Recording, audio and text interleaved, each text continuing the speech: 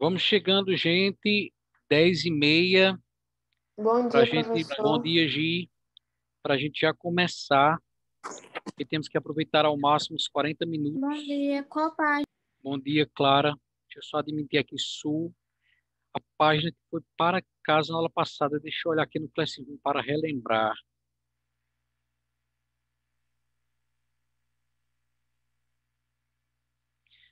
Chegando mais duas pessoas aqui. A Estela e a Gabriela. Nono ano, página 5 de atividades.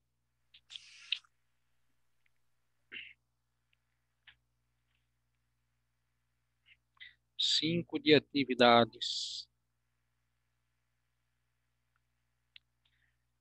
Questãozinha fácil, marcar X, né? Para compreender as políticas econômicas do neoliberalismo, é necessário retomar as principais características do liberalismo, assinalar as alternativas que contêm os elementos que fazem parte do liberalismo, já que o neoliberalismo nada mais é do que um retomar, um reaparecer desse liberalismo que já havia acontecido lá no século XVIII. Ele volta aí no século XX, mas só aparecendo novamente com nenhuma outra ideia nova, né? Então, as características que fazem parte do liberalismo. A não intervenção do Estado na economia, sim, o liberalismo prega isso. Então, letra A marcaria um X. Um governo autoritário? Não. Não. As propriedades pertencem ao Estado? Não. Isso aí é comunismo. Letra D, Estado como garantia de segurança, justiça e educação? Sim. Sim. Monopólio comercial? Não. Monopólio é quando só um vende. Não. É a concorrência que marca o liberalismo. Vários. Trabalho como fonte de riqueza? Sim. Sim. Então, correção A, D e F. Confere aí, Clara, Cécia, Sul, Estela, Gabi, Yarla e G. Página 5 de atividades A, D e F. Só tem menina na aula de hoje, não tem nenhum rapaz, nenhum homem. Que coisa. E aí podemos voltar para o livro didático. Aqui no positivo está tentando abrir. Página. Nós vimos... Foi a página 8. Nós vimos na aula passada as duas medidas que o presidente russo, Mikhail Gorbachev, Perestroika e Glasnost, as duas medidas que ele tomou de reabertura. Página 8 do livro didático. Está abrindo aqui no positivo. Deixa eu projetar aqui em tela cheia. E em seguida projetar aqui para vocês.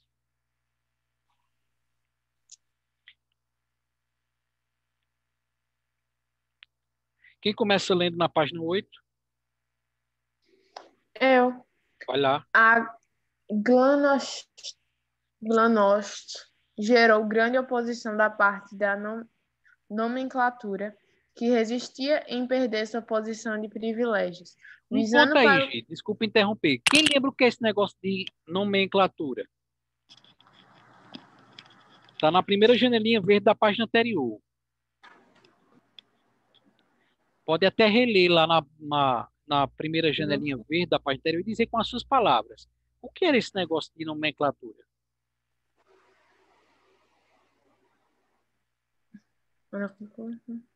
Era o rico, né? Era a galera que formava o governo russo, né? Que governava, tomava as decisões junto com o presidente. A gente disse até a espécie de parlamento, de câmara, né? Que governava ali. Então ele resistiu a essas mudanças. Continua hoje. É claro porque eles iam perder seus privilégios, né? Continua esse. Visando para o processo iniciado por Gorbachev, membro dela, em 19 de agosto de 1991, deram início a um golpe de Estado, cujos objetivos eram tirá-lo do cargo e anular as reformas. Alguns políticos mais liberais e a população que apoiava as mudanças colocadas em prática por Gorbachev, no entanto, organizaram-se em grandes protestos e conseguiram evitar um novo fechamento político. E aí vai começar um fuzuê na Rússia. parecido com aquele lá da instalação do socialismo. Aqui é o fuzuê pelo fim do socialismo, né? O primeiro fuzuê em 1917 foi para a implantação do socialismo. Aqui é para colocar fim ao socialismo. O Gorbachev vai ser, em viagem à Crimeia, vai ser preso. Tem um camarada que vai liderar o movimento de abertura na ausência dele, na Rússia, que é esse que aparece aí em cima de um canhão. Na legenda diz o nome dele, o Boris Yeltsin. Ele vai liderar o grupo favorável à mudança contra o grupo privilegiado da nomenclatura que não quer perder seus privilégios. E aí, nesse vai e vem, o Gorbachev consegue ser liberto, volta à Rússia e consegue dar continuidade ao seu processo de reabertura política. Além da crise política, o conflito entre as várias nacionalidades que formavam a União Soviética, vocês devem lembrar, o mapa da página 6 mostra isso, que a gente comentava na aula passada, né?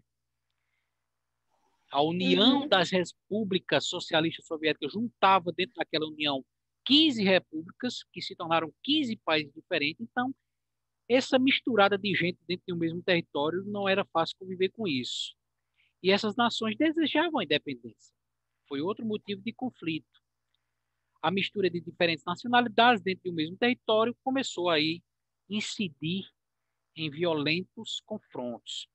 Aproveitando desse enfraquecimento do poder central, enquanto a Rússia estava vendo essa confusão lá, prenda ou não prenda o Gorbachev, a glasnost, a perestroika funciona ou não funciona, começa aí a onda de independências dessas nações que formavam a União Soviética. Essa situação e a crise contribuíram para o fim da União Soviética. Tal fato representou a independência de 15 novos países, 15 repúblicas que antes faziam parte da União Soviética. Em um aspecto mais amplo, foi também o fim do bloco socialista em todo o mundo. Não só foi a União Soviética que se esfacelou em 15 diferentes países, mas era também o fim da União Soviética, consequentemente, o fim da Guerra Fria e o enfraquecimento do socialismo. Professor, foi o fim do socialismo no mundo? Não, foi o enfraquecimento. Ele continuou, mas não com a mesma força que tinha antes, no auge lá da Revolução Russa, no auge da implantação em Cuba, no auge da Coreia do Norte, que é o exemplo mais comum que temos ainda hoje de comunismo, né? Quando se fala assim de país comunista, o primeiro que vem à mente é a Coreia do Norte. Tem aí outro conflito dentro do território russo, que ele vai explicar aí nesse mapa, que era um território também religioso, ao sul, ou mais propriamente ao sudoeste do território russo, você tinha ali uma ocupação de muçulmanos. E a maioria russa é católica ortodoxa. Então, essa briga também religiosa entre católicos e muçulmanos no sudoeste da Rússia. Essa região hoje chamada de Chechênia. Ele mostra aí a ampliação do mapa. Troca de ideias, o que é que tem aí para nós? As medidas tomadas por Mikhail Gorbachev, essas duas medidas, né, que já sabemos esses nomes em russo, de difícil pronúncia, perestroika e glasnost, abertura política e econômica, com o objetivo de reestruturar a economia e a política, geraram um processo de desintegração da União Soviética. Estamos reunidos, mesmo que virtualmente, vamos debater sobre esses impactos e as mudanças para a população soviética. Então, essas mudanças para a população trouxe que mudanças? Uma liberdade maior, né? Isso. Vamos colocar aqui na letra E, né? Liberdade de direitos políticos e econômicos. e econômicos. Muito bem. Esse monte de linha para a gente resumir aqui.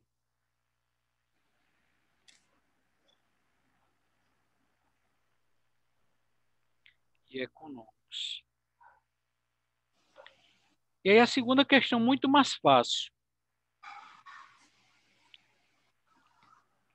O impacto dessas duas mudanças tomadas lá pelo presidente russo, que impacto isso teve para a Guerra Fria? Enfraquecimento do da... Como é? Da Eita, esqueci agora. O que já acabou de falar. enfraquecimento Da União da União Soviética. Soviética e fim da Guerra Fria. Tem que ser em maiúsculo, porque é um substantivo próprio para esse período. Enfraquecimento da União Soviética e fim da Guerra Fria.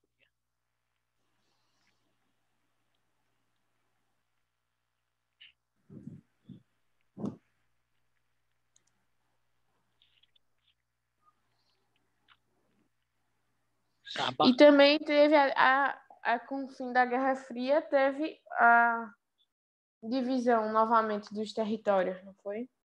Essa divisão dos territórios, que é o assunto que a gente vai entrar agora, Gi. Leste europeu, na página 9.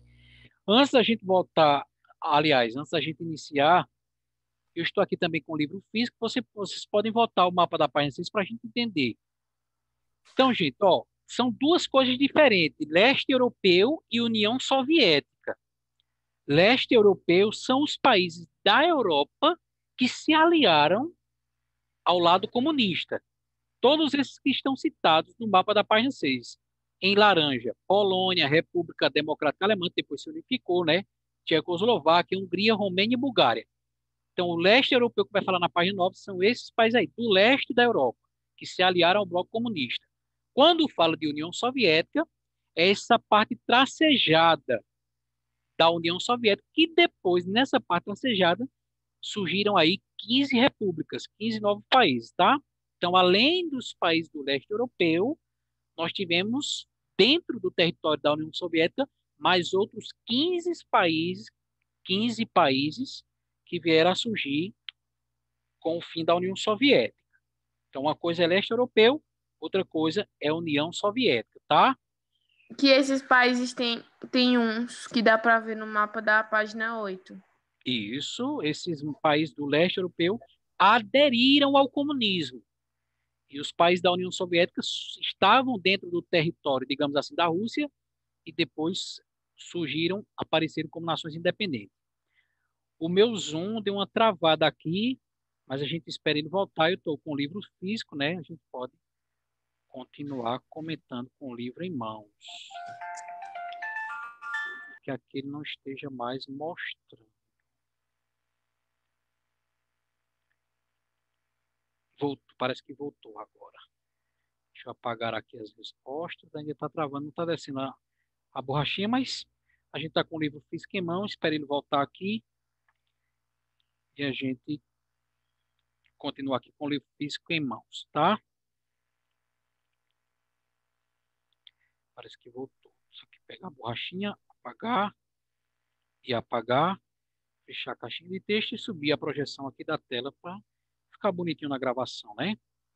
Sim, aí na pesquisa ele propõe aí que a gente procurar saber mais sobre essa guerra da Chechênia, que, como a gente comentou, sobretudo foi marcada por uma guerra religiosa entre a população católica do sudoeste da Rússia com a população muçulmana desse território chamado Chechênia. Como a gente não está presencial em aula, a gente pula essa pesquisa. Então, a implantação dessas duas medidas, né, de abertura política e econômica, em russo, perestroika e glasnost, como a gente já comentou, vai enfraquecer o socialismo, enfraquecer a União Soviética, e o enfraquecimento que logo vai se alastrar pelas chamadas zonas de influência. Então, se o bloco que conduzia, o bloco que prendia, que comandava, enfraqueceu, não tem mais sentido permanecer unido a esse bloco, né? Quem lê o próximo parágrafo? A Polônia. A Polônia foi o primeiro país a eleger um governo não socialista. Em 89, em seguida, o Partido Comunista da Hungria resolveu alterar sua orientação política, transformando-se em Partido Socialista e abrindo as portas dos países para a entrada da capital estrangeira.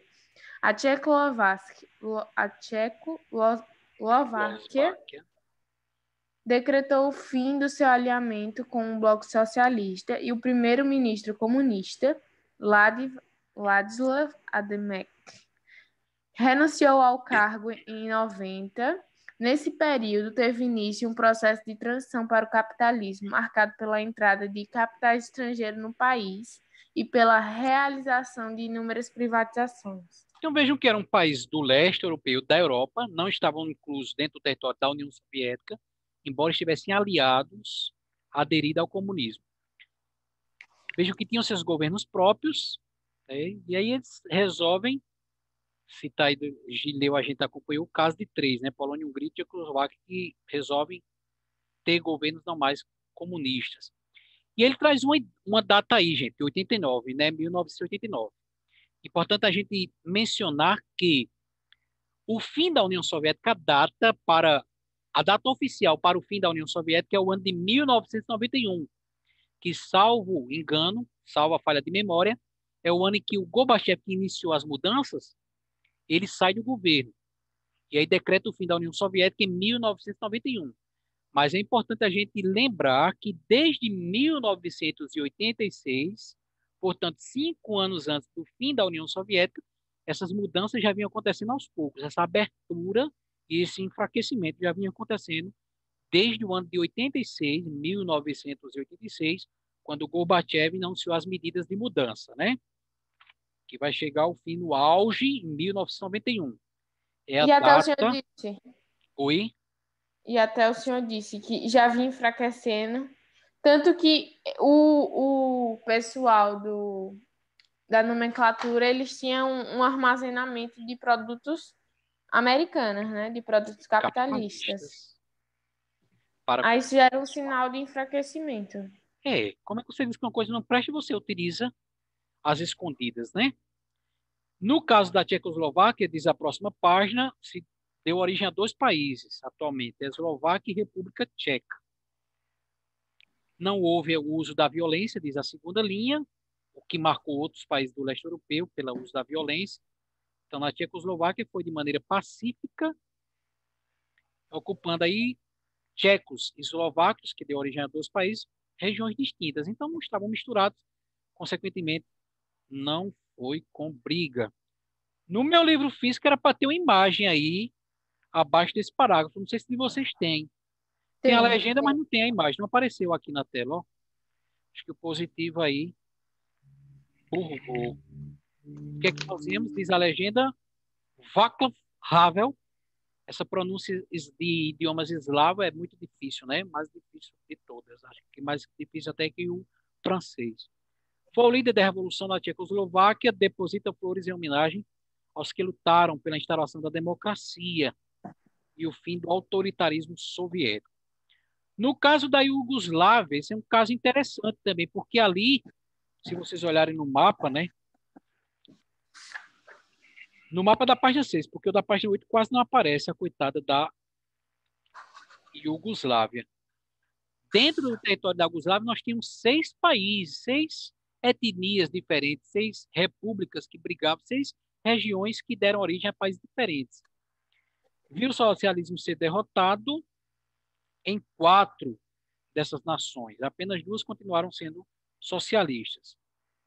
O regime, no entanto, continuou a vigorar, já que os socialistas venceram as eleições na Sérvia e em Montenegro, são 2 dessas nações que estavam dentro da Iugoslávia, eram as maiores da antiga Iugoslávia, hoje não existe mais, são 6 países diferentes.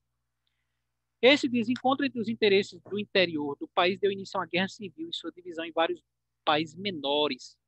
Foi uma região de muita guerra da Iugoslávia. Entre outras coisas também, entre conflitos religiosos. Quando a gente ainda presencialmente em sala estudou a Primeira Guerra Mundial, eu levei para vocês um mapazinho. Vale a pena a gente trazer aqui, né? Está aqui no computador, a gente tem tempo, então vale a pena pegar aqui. Deixa eu abrir primeiramente para mim. Área de trabalho, colégio, história, nono ano.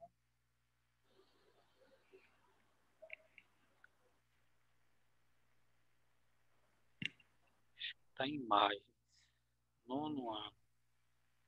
Ô, professor, esse mapa é da Primeira ou da Segunda Guerra Mundial? Ele é da primeira, que foi o principal motivo que fez eclodir a Primeira Guerra Mundial. Encontrei ele aqui já.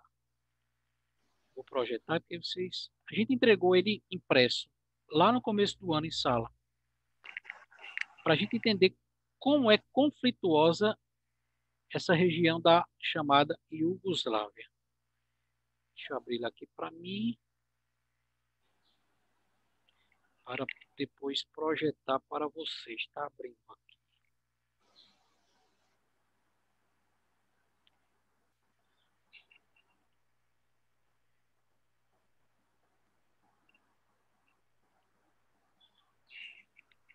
Eu achei aqui a folhinha, uma folhinha amarela.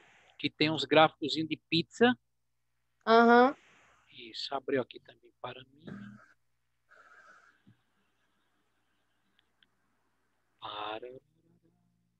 Dá só um zoom para facilitar aqui. Pronto, deixa eu projetar para vocês. É esse mesmo aí, né, Su, que aparece na tela? Isso. Pronto, esse aí foi a região de principal conflito, né? Vocês devem lembrar que foi um jovem da Sérvia. Então, nessa época, essa região aqui era dominada pela Áustria-Hungria. Então, foi um jovem sérvio que não aceitava esse domínio austro-húngaro sobre a região, que assassinou o príncipe herdeiro da Áustria-Hungria, fazendo eclodir a Primeira Guerra Mundial. Então, perceba como é uma região difícil assim da gente entender, né? Por exemplo, aqui na Eslovênia, que é o primeiro país que aparece aqui. Então, tudo isso antes era Iugoslávia. Depois, né, deu origem à Eslovênia, Croácia, Bósnia, Herzegovina e Iugoslávia, hoje Sérvia, foi o que sobrou da antiga Iugoslávia, propriamente dito. Isso aí pela etnia, né? Sérvia, que mais? Montenegro, Kosovo, que ainda quer ser independente, e Macedônia. 6 países. Montenegro, Macedônia, Sérvia, Bósnia-Herzegovina, Croácia e Eslovênia. Então, só pegando aqui o caso da Eslovênia, por exemplo, né? Você tem o gráfico de pizza aqui da Eslovênia, onde a legenda nos diz que a maioria na Eslovênia é de eslovenos, mas você tem uma pequena minoria de outras etnias. Vamos pegar aqui o caso, por exemplo, de Montenegro.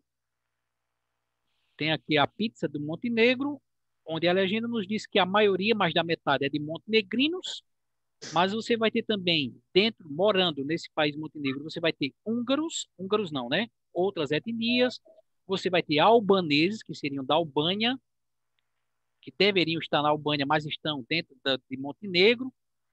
Você tem o que mais? Sérvios, Sérvios. muçulmanos e muçulmanos. E se a gente fosse analisar, no caso aqui da Bósnia-Herzegovina também, não tem a pizzazinha dele, né?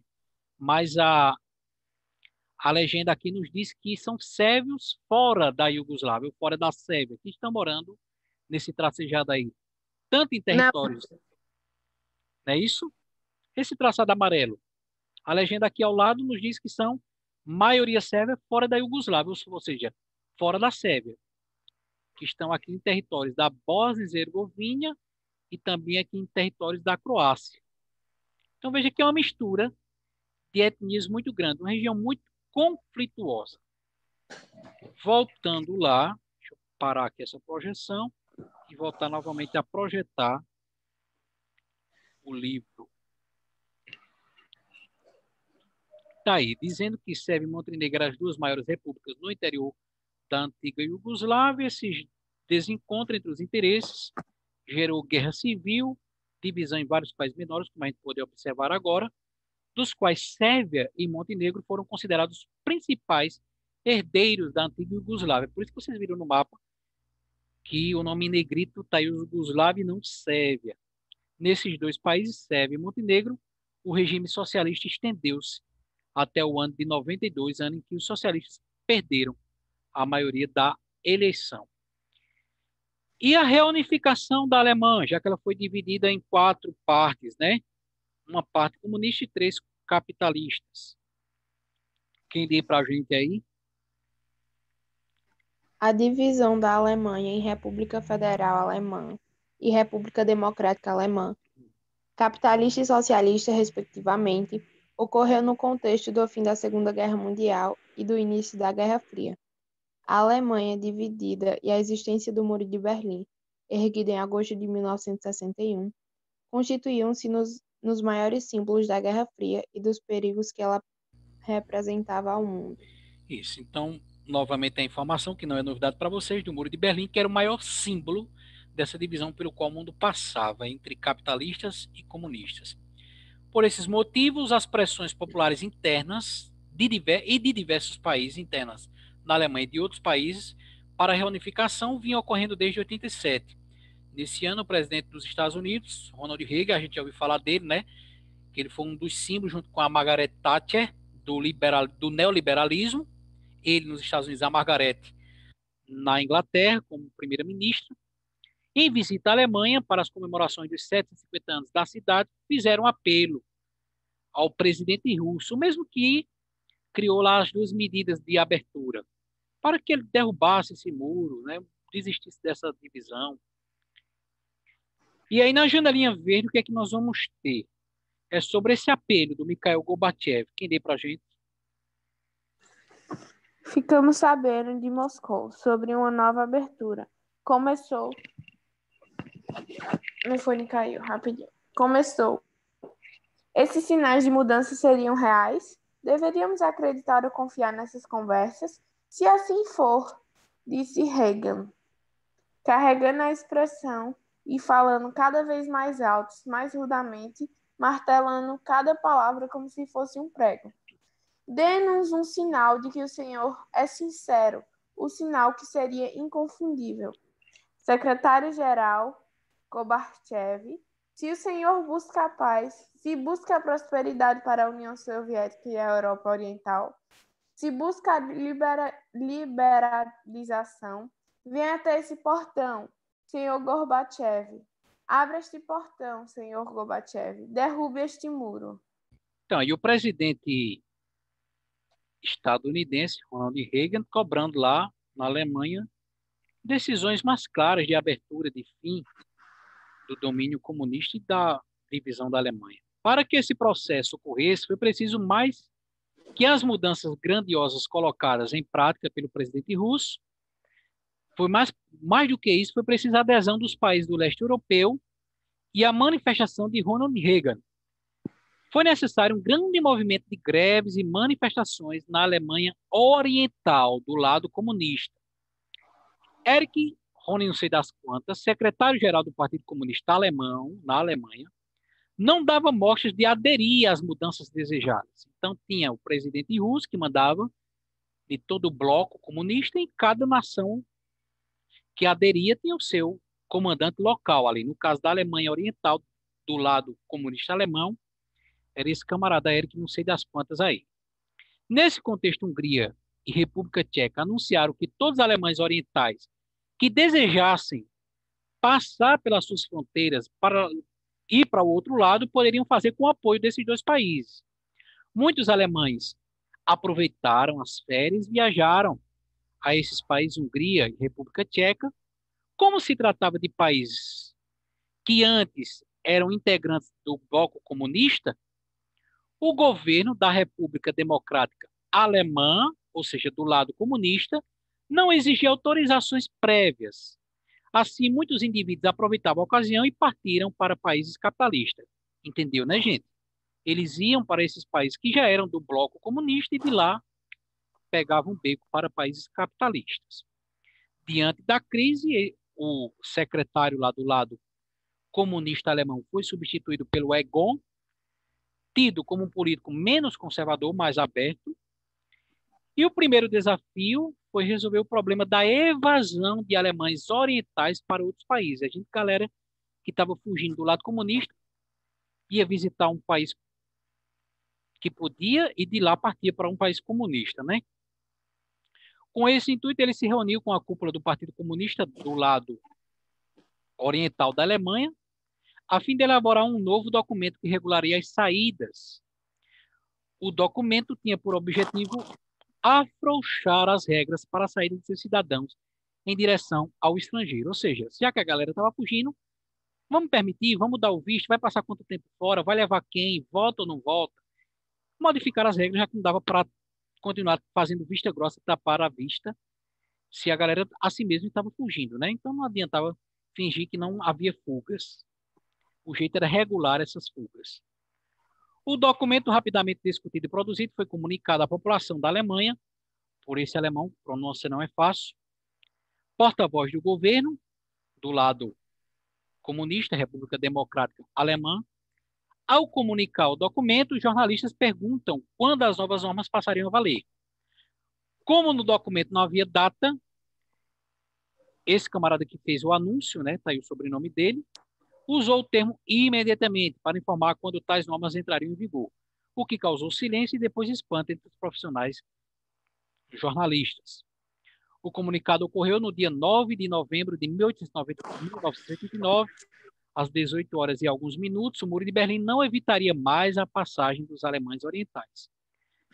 Assim que os berlinenses orientais ouviram o comunicado de que havia regras agora para quem quisesse sair, dirigiram-se aos postos de passagem do muro. Então vejam que por esse documento que está comentando aí nos parágrafos acima, o governo comunista da Alemanha permitia as saídas.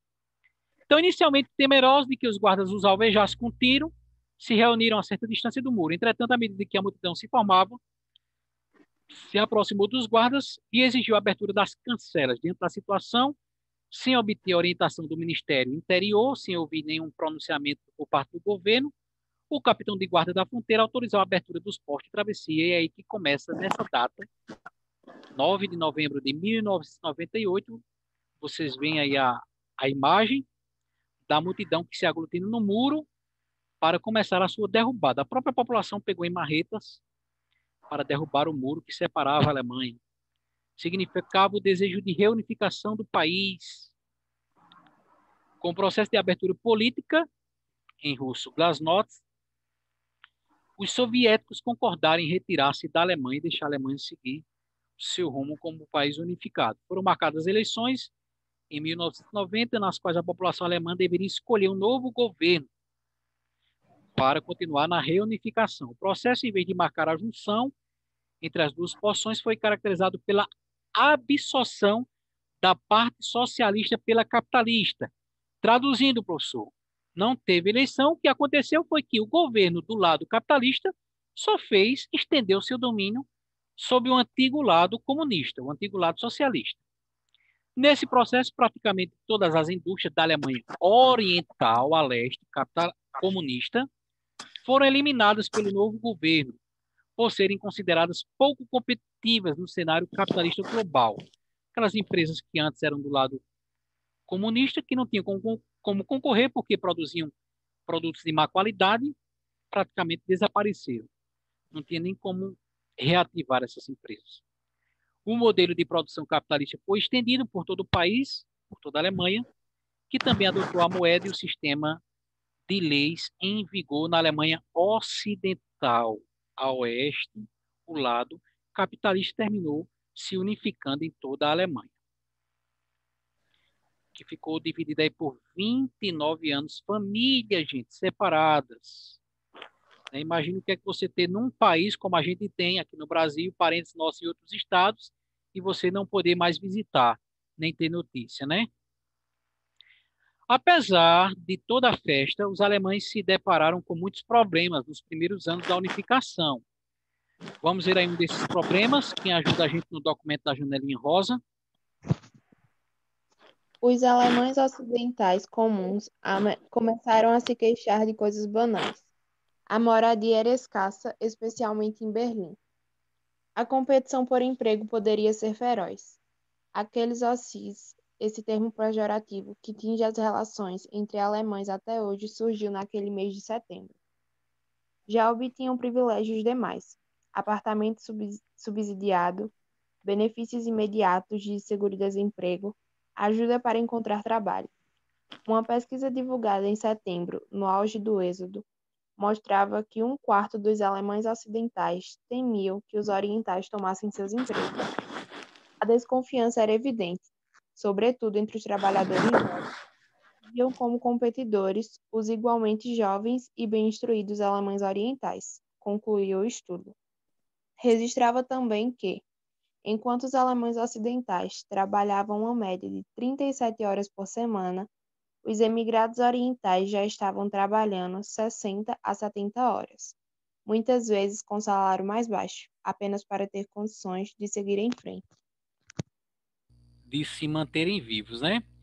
Para a compreensão desse texto, tem que ficar bem claro aquela divisão da Alemanha, né, gente?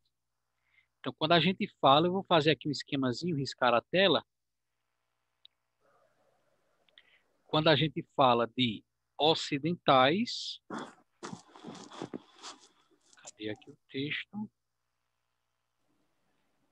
Ocidente, nós estamos falando do lado oeste, ou seja, a sua esquerda.